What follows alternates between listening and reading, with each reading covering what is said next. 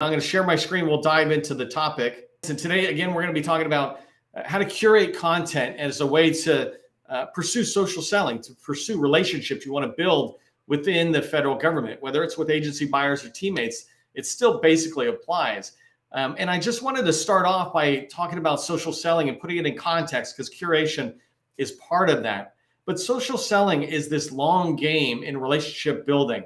When you think about trying to get a relationship with somebody, a federal buyer on social media, LinkedIn, for example, where many of us are at, when you think about trying to develop those relationships, it happens slow and steady. No one wants to come in and feel like you're selling them something right away. First, you need to prove who you are, right? People buy from those they know, like, and trust.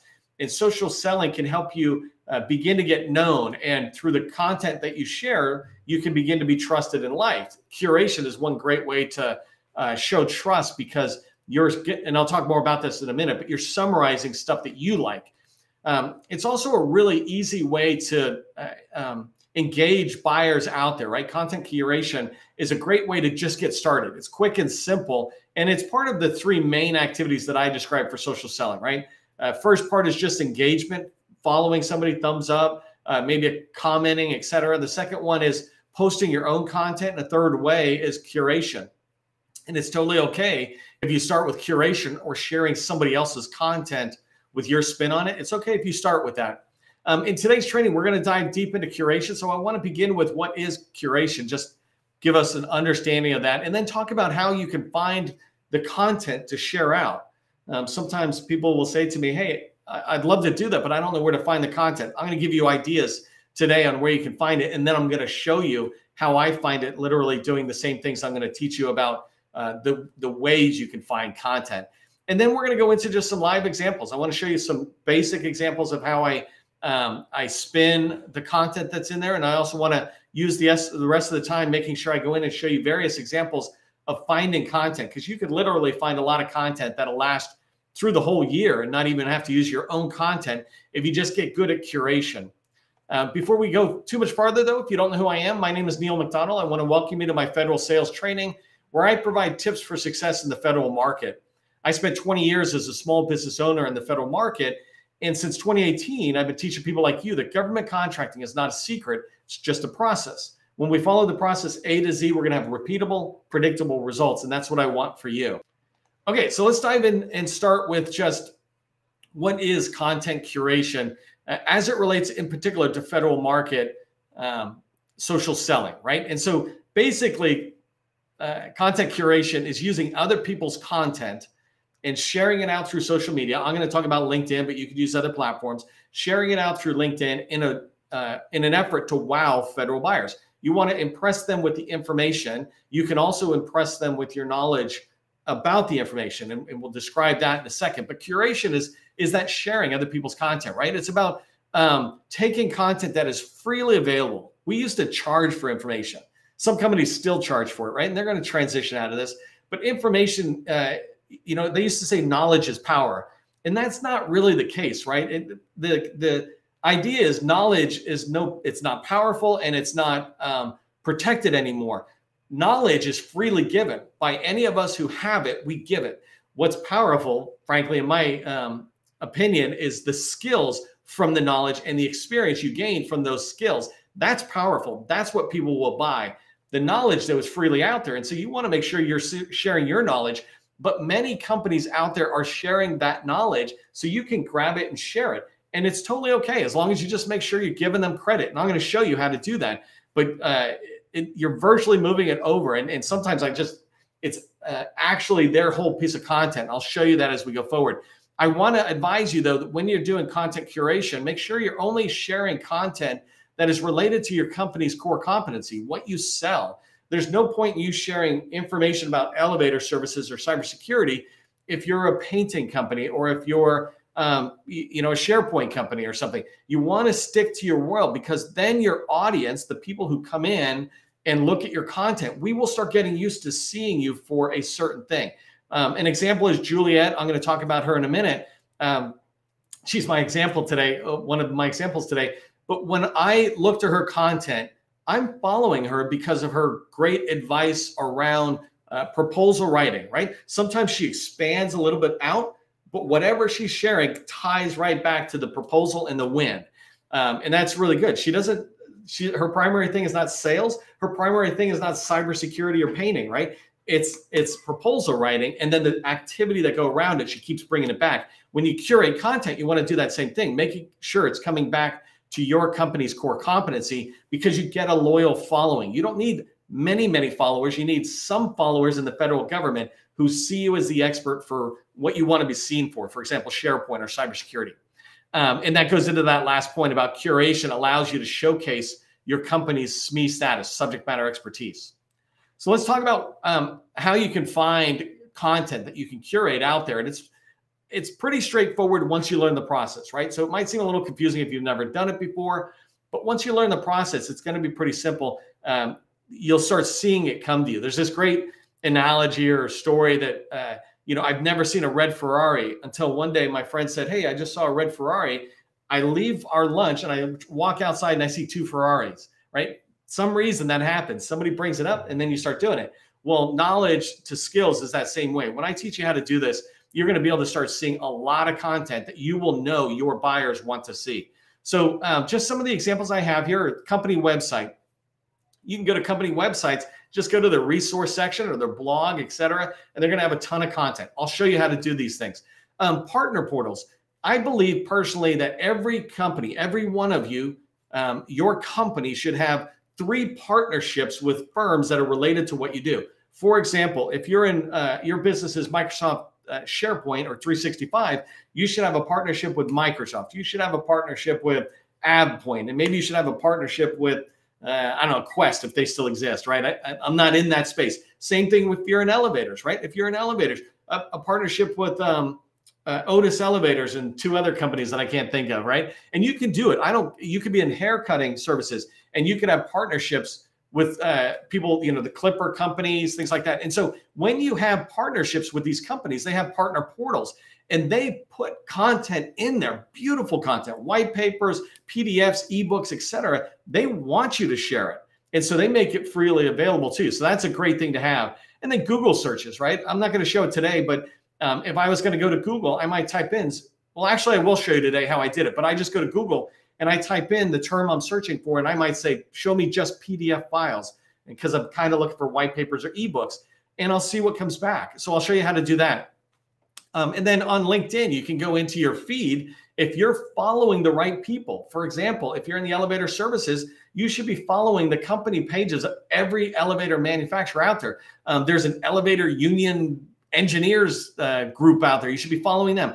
Anybody related to elevators, you should be following, because your customers don't have the time to follow all these people. But if you do and you see something important, you can share it. We see this all the time in the federal government, in government contracting, where some law firm is paying attention to everything that's happening within the Government Affairs Office or Accountability Office, GAO, and SBA, and all these laws and rules, which I hate paying attention to. Well, they do. And so I just follow them. And occasionally they say, hey, a new rule is out. You should pay attention. And I look really quick and I go, thanks. So we do this. We see these kind of things already. So when you follow the company pages and you look in your feed, you'll start seeing ideas pop up. For me, I follow 2 big areas for getting content to curate. One is agencies. I share out content, and I'll show you in a second, but I share out content like a strategic document that's coming from an agency, because I find a lot of people struggle to find that information. But if I can get it and share it, now industry has access to this information, that was too many clicks away. Now I'm making it really easy to get. So that's one way of curation, is to go to agencies and sharing that content, because my business is informing industry, right? And then another one is like LinkedIn feed. And so I'll show you Juliet's post, for example. Let me just pull this one up. So she is I was talking about proposal writer, by the way, CEO at Writing is Easy. And my point on this is a great post that she put out. I just want to show you one quick example, right? I'm following her feed all the time, and she's putting information out, and I can start looking at what's in here. I think I'm actually jumping ahead on my slides, but I'll just show you anyways. If I zoom in, when I'm reading a piece of content like hers, I can take it, reshare it to my network with nothing.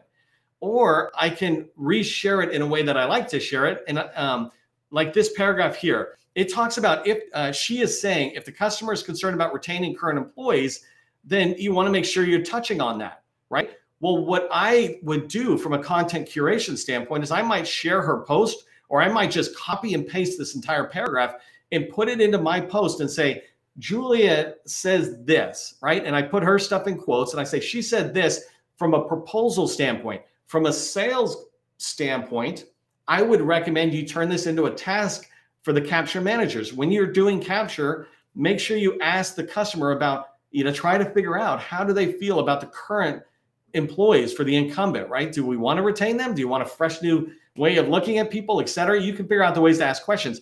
But I could do that with each one of her paragraphs. And now I'm curating her content to other people, but I'm also putting my spin on it. And one last thing is I could do this without telling her, right? As long as I give her credit, that's fine. But I never do. I always reach out and I'm like talking to different people. I'm like, hey, do you mind if I share it? And the answer is always the same. Hell yeah, absolutely. Thanks for asking, but absolutely. And because as long as you're giving people credit, like I said, they're fine. Okay, so and there I jumped ahead of myself a little bit, but how you can put your own spin. And I told you about how I did it with Juliet, and I'm gonna show you one other, but you don't wanna just share it, right? You wanna add value. So I'm sharing something out there. The value I bring is my SME expertise, which is redundant there, I get that. But my subject matter expertise eyes, right? I'm looking at this piece of content I'm sharing out and I'm saying, this is the part you really want to pay attention to. Imagine if it's 30 pages, 50 pages, 100 pages. I put out documents that are 400 pages before. No one's going to read it. So if I can curate that and say, hey, you know what you really want to pay attention to is this, this, this, you're going to appreciate that. The agency buyer is going to appreciate that because we're bringing their eyes to what you think is the most important thing about the content you're curating. So I wanted to show you a couple of other quick examples of like just putting a spin on. I already showed you the Juliet one. Let me come here. That's her again, because I already had it ready. So here's another one that I wanted to show you. So I went in and did a zero trust. Remember I was talking about doing searches in Google. All I said was show me zero trust and show me file type PDF. And over here, I said, show me in the past month, right? That's a Google search that I did. And that's under tools for past month. And that says file type : PDF. That way, the only results I'm getting are PDF files. And one that I got back was this one here from VMware. Let me zoom out. So this one is from VMware. It was in May 2023 that they dropped it. And I'm going to go through pretty fast in it. But basically, it's a practical path to zero trust in the private cloud. I'm a zero trust company for the moment, right? I want to share this with my customers. I wonder if this is good. I read it. I like it. And then I'm going to share it, right? And so I'm going to come down to the part that I liked. I'm reading this. This all makes sense. It's good. And then I see this, a step-by-step process for zero trust in the private cloud. Let me just pop that up like that right there at the bottom. And then as I come down, I start getting the steps. So step one is macro, segment, et cetera. Step two is this. And what I did then is said, hey, I'm going to share this out and I'm going to put the document in here. So here's the document. I'm putting their file up there. They definitely want maximum visibility on their file. So I'm not taking credit for it. It's their file. And then I just said, hey, I just read this great paper from VMware. I might actually tag them like this, right? I just read this great white paper from VMware. It provides a step-by-step process for zero trust in the private cloud. And then here are the steps, right? So something like that. It's funny. I can't stay away when there's spaces that are supposed to be there. So this is me curating it. I often do more than this, but for today's demo, that's enough. I don't need to be doing a lot, but this is good. Somebody can read the step-by-steps on their phone when they're looking at your thing. They don't have to read through the whole document at the moment. They go, oh, I get it. Macro segment the network. Obtain topology visibility means see what your network looks like. Micro segment, just a few well-known applications that we're going to go on, and then turn on the threat control capabilities on that micro segment, and then micro segment all the applications to achieve zero trust in the private cloud. I just went through those 5 steps, right?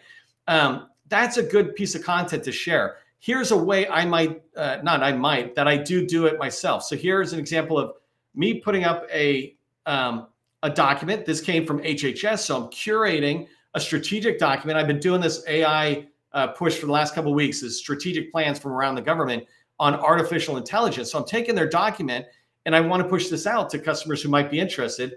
And then I come through and I'm writing my summary. So right here is basically what I just did over here, right? That main part is right there.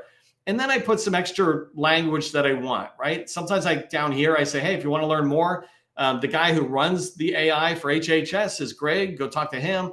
And then I've got a couple of little tags at the top, right? You can learn from any of us who are doing content. That's the whole idea. It's like, learning from each other is the whole point of what we're supposed to be doing. And then at the bottom, I always have, for me, a signature line, basically. And so you can see down here, I say, follow me to get more information like this, right? So you want to make sure you're posting zero trust related stuff or cyber stuff if you're in that last example. But then you say, follow me and hit my bell so that you can get notified. Join my newsletter. I have 7,200 people who are in my newsletter. Love to have you in there because we share a lot of stuff there as well. Anyways, from a very quick level, that is me showing you just how you can put the spin on, right? I can't give you too many examples in there because I don't know your business, but in a second, I'm going to show you ways I find a lot of content in a little bit of time. If you've watched my training with ChatGPT and AI tools, I can turn to ChatGPT and it'll write stuff for me really fast. Well, I can show you how to find content for the next 30 days in 3, 4, 5 minutes if you want, right? That kind of activity. So let's move to this next slide and let me show you how I just go into the websites in particular that I'm looking for. So again, here I did this search, right? I said, hey, I'm looking for top zero trust vendors in the government. And the reason I wanted that was because I figured if they're the top vendors, they say, in the government, then they probably have good content that they put out. Hopefully that makes sense. I could just as easily have said, show me the top elevator manufacturers or elevator vendors, any of that kind of stuff, right? Just try to figure it out. Let me know in the chat if you've got questions on how to do that. Happy to send you some quick tips to just get you started. But if I just come along, let me look. Okay, so here's Palo Alto, right? They're huge. If I come in, this is how I would be looking, right? I'm coming in, and I've done this a lot, so I'm bouncing really fast. But what I look for is something like resources. I might look for blog or white paper, but resource, you'll see, tends to be the normal. When I click on a resource, and I'm going to go pretty fast so I can show you several examples, just so you see how quick and easy it is. So here I'm looking at a whole resource page, and I need to come down and look at it. By the way, this is what I meant by if you go to the partners, I could become a partner with these guys, and I bet you they've got like a basic level partner that doesn't require me selling millions of things at a time. The other thing is, if these guys really are a partner of mine, I can reach out to them and try to build a relationship just with the marketing people saying, hey, I'd love to share your stuff out. But let me come down on here. I'm on a resources page, right? And as I'm coming down, I can look at different things. Like here, they're doing it by industry if I wanted. I want to come down to the part I wanted to show you here. So they made it really easy for me. I can come down and see all of this stuff, right? And this is good content. So I might go to this data sheets, for example. Let me just click on that one. And when I do, it gives me 341 of these things in here. And data sheets typically are a couple of documents. And then I'm going to go over here and just see there's 10 for federal government. And I'm in the federal government market. That's where I want to be. So I'm going to look at these and see which ones look interesting. One of the problems I have with these is none of them really looks that great looking. They're kind of boring looking. But if I click on it, it brings me over here and I can up. So this one is limited because this is an ebook, right? And you just got to watch out for that. Let me pause and just tell you what I would do. On an ebook, I would download it. I would, no different than if I pick up a book like, here's Josh Frank's book. It's the first book in front of me. Winning government contracts. I could summarize his book. I could read it and then say, hey, these are 5 great things. And he's got 25 other great things or 40 other great things you should go check out. I could do the same thing by downloading this ebook and summarizing it and then pointing people back and say, go look at Palo Alto's site to get the actual activity. Let me see if this data sheet works here. There you go. So this one's a data sheet. It's 7 pages. This is perfect, right? It's got continuous authority to operate, which is a huge deal in cybersecurity in the government. Usually authority to operate or ATOs takes 6, 12 months or something, but continuous is this idea that they can always keep it ready to operate. And so that would be really attractive to my buyers. I like that. I'm going to read this, right? You don't want to just dump it out there. Here is I'm going to give you something extra special that you can, and it's just me doing it. But I think, sorry, this is a tip just for those of you here. I think this page is boring, right? Part of the thing we have to remember is we need what people land on to be a little bit clickbaity. And I don't mean bait and switch. Bait and switch is when you make it look like one thing and then it's nothing or it's another thing. What I mean by clickbaity is I want them to stop and click on it to come in further. So I want to leave continuous authority to operate. So if they see that, really that's the only people I'm pulling in, is people who understand what that is. But how do I capture their eye? My little trick is I see a diagram like that. I'll just copy that and paste it up on the home page up here. I'll just put it right in the center. Now it's there. Sometimes I might actually duplicate that first page so that the original document is in its, maintains the integrity. And I'm just giving it a thumbnail, if you will. These are all just, you decide what you want to do, but it's a great way to get people to stop. But I can come down here, right? And remember, I'm coming in and looking at here, it's talking about the RMF has 6 recurring steps. We all know that. What I'm looking for is, do these guys have anything that says something special about their product, et cetera? So let me just pop back up one second here. This is select and implement controls, access controls. So it's walking through, it looked like all it did was walk through this process right here, this RMF 6 recurring steps. And so I would look in here and go, well, why did they write this white paper? And then kind of summarize it in a paragraph, maybe put these 6 steps into my post and say, check out Palo Alto Network's document on this. I'm not taking the content, making it mine, pretending like it's mine. I'm curating it and I'm driving you back to their source. They'll appreciate it, especially if you're a partner, and your customers will appreciate it because you're bringing this curated content to them. Let me just show you one other random one. Like here is Threat Lock. Well, actually, I was looking for. Let me just try one more. Now I'll just stick with Threat Locker. So Threat Locker, same thing, right? I come in here and I'm just trying to find out, do they have stuff I might share? And so here's resources. I could go, by the way, let me click on that and get in here. I could come in here to the webinar. If I really was trying to help my customers, I might watch this and give a quick summary of, hey, I watched that webinar. Here's the 5 points I got out of it. But here I'm looking for blogs, right? Because blogs are kind of easy to share sometimes. But right here, this one says new malware surfaces to terminate something or other. I don't know what it is, and I'm not cybersecurity, right? But I would go in there and read it. And actually, let me tell you one other example I wanted to tell you about today is, because this is in the news right now, the Chinese government hacks critical U.S. telecommunication systems. And this happened just a week or so ago where Microsoft and others discovered that China was hacking the Navy's network, right?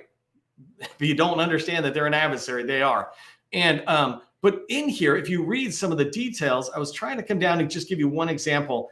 Right here, it's saying Microsoft and NSA are plan to publish the code called Web Shell, et cetera. Well, if I'm a cyber expert, I want to tell you, hey, you probably heard about this in the news. And so here, I'm not necessarily curating the content verbatim, like here's an ebook or something, but I am saying this is what I've learned about it so far by following Microsoft, following NSA. Here's what you should know. Here's the top 5 or 10 things to know. But this is in current news, right? It's really important.